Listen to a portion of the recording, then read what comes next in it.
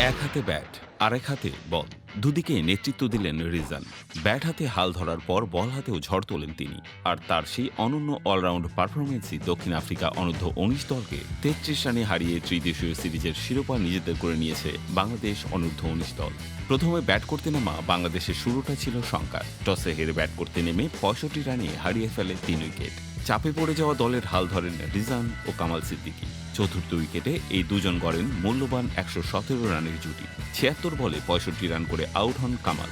তবে রিজান লড়াই চালিয়ে যান সেঞ্চুরির দিকে। ৪৮তম ওভারে দ্বিতীয় রান নিতে গিয়ে ৯৬ বলে ৯৫ রানে রান আউট হয়ে ফিরতে হয় তাকে। শেষ দিকে আবদুল্লাহ ও সামিউন বশিরের লড়াকু ইনিংসে বাংলাদেশের স্কোর দাঁড়ায় ২৬৯।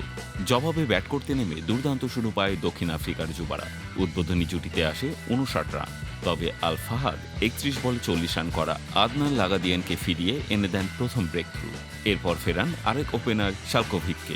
এখান থেকে ম্যাচের নিয়ন্ত্রণ ফিরে পেতে শুরু করে বাংলাদেশ। মোহাম্মদ বুলবুলাইয়া ৩১ এবং জেসন রোলেস ৩৫ করে কিছুটা প্রতিরোধ করলেও রিজান আক্রমণে ফিরে সেই জুটি ভেঙে দেন। এরপর একের পর এক উইকেট তুলে নিয়ে দক্ষিণ আফ্রিকাকে ম্যাচ থেকে ছিটকে দেন এই অলরাউন্ডার। ৫ উইকেট নিয়ে একাই ভেঙে দেন প্রোটিয়াদের ব্যাটিং অর্ডার। শেষ দিকে এমবাথার ২৯ এবং সনির ৩৪ রানের ইনিংস কেবল হারের ব্যবধান কমায়। শেষ পর্যন্ত ৩৩ রানের জয় নিশ্চিত করে বাংলাদেশ।